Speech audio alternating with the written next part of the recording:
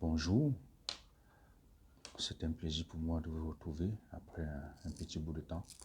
Aujourd'hui, on va voir qu'est-ce que ça veut dire être chrétien. Être chrétien, ça veut dire quoi? Être chrétien, c'est manifester la divinité. Si nous prenons le livre de Matthieu, au chapitre 5, verset 14, il est écrit: « Vous êtes la lumière du monde.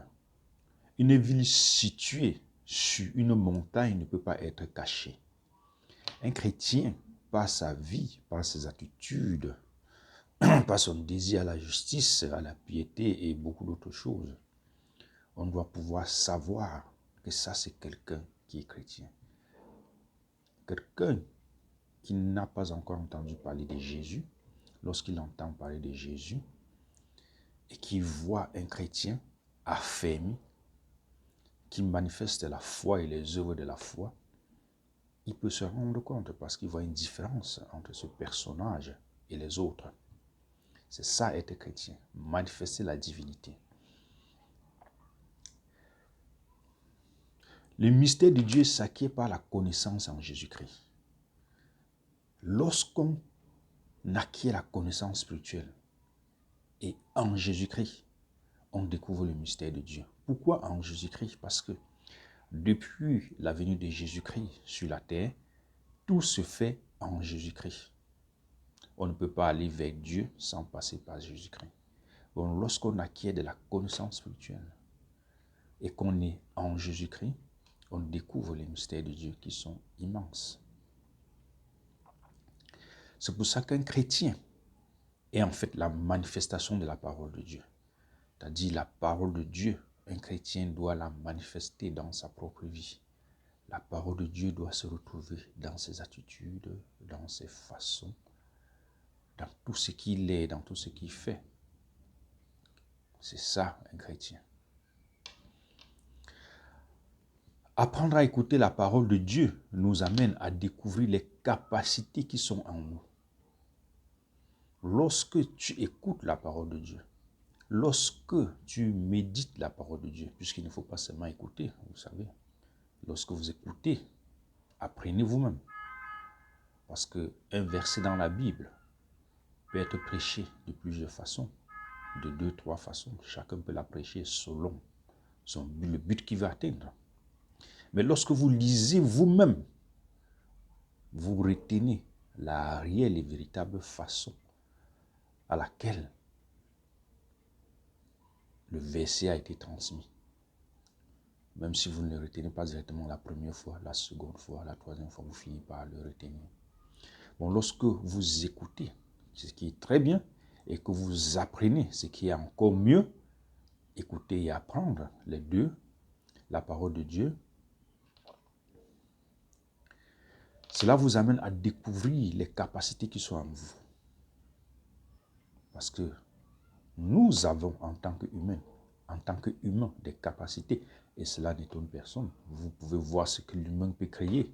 Les avions, tout ce que l'humain peut créer, vous comprenez que l'humain a en lui des capacités extraordinaires.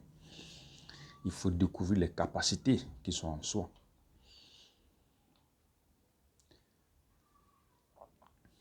Si nous prenons le livre de Hébreux, au chapitre 10, verset 35, il est écrit: « N'abandonnez pas votre assurance à laquelle est attachée une grande rémunération. » N'abandonnez pas votre assurance à laquelle est attachée une grande rémunération. Lorsque vous découvrez les capacités qui sont en vous, vous avez de l'assurance. Oui, vous avez de l'assurance. C'est pour ça que c'est très important de découvrir les capacités qui sont en soi. Par la connaissance spirituelle.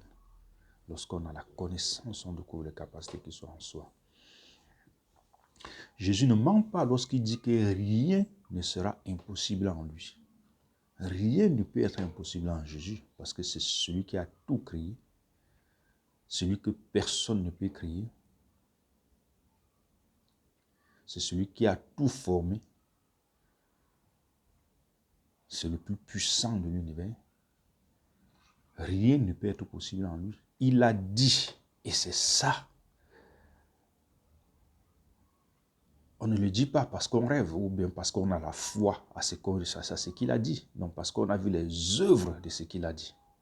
Et toute personne qui a la foi en ce qu'il a dit, finit par voir les œuvres de ce qu'il a dit. Rien ne peut être impossible en Jésus parce qu'il est Dieu. Il est le seul vrai Dieu.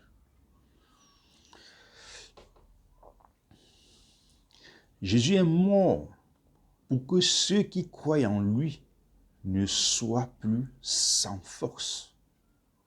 Le plus important est de découvrir qui nous sommes par la connaissance spirituelle. Et nous serons surpris de la puissance de Dieu.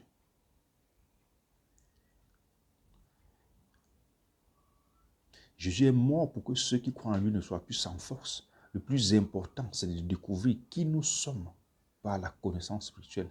Et nous verrons la puissance du Dieu, du seul vrai Dieu. Si nous prenons le livre de Jean, dans le chapitre 17, verset 25, il est écrit, « Père juste, le monde ne t'a point connu, mais moi je t'ai connu. Et ceux-ci ont connu que tu m'as envoyé. » Il parlait de ses disciples. « Je leur ai fait connaître ton nom et je le leur ferai connaître, afin que l'amour dont tu m'as aimé soit en eux et que je sois en eux. » Si l'amour dont Dieu a aimé Jésus-Christ, qui est son seul fils, son unique fils, est en toi, comment ne vas-tu pas être capable? Comment ne vas-tu pas être protégé? Comment ne vas-tu pas avoir quelque chose de spécial? Si Jésus-Christ lui-même, qui est le Fils de Dieu, qui est assis aujourd'hui à la droite du Père et qui règne de façon souveraine, est en toi. Et c'est vrai, Jésus-Christ est en toi, Jésus-Christ en moi, Jésus-Christ en nous. Il suffit de l'activer. Nous verrons qu'il est effectivement en nous. Si Jésus-Christ est en toi, c'est normal que tu sois protégé. C'est normal que rien ne te soit impossible. Car lui qui est en toi rend tout possible selon sa volonté. Si l'amour dont Dieu a aimé Jésus-Christ est en toi et que Jésus-Christ lui-même est en toi, comment peux-tu être sans force? C'est impossible d'être sans force. Si l'amour dont Dieu a aimé Jésus-Christ est en toi et que Jésus-Christ lui-même est en toi. Que la grâce de Dieu qui surpasse toute bonté vous protège et vous couvre au nom éternel de Jésus-Christ. Je vous souhaite une belle journée, une belle semaine.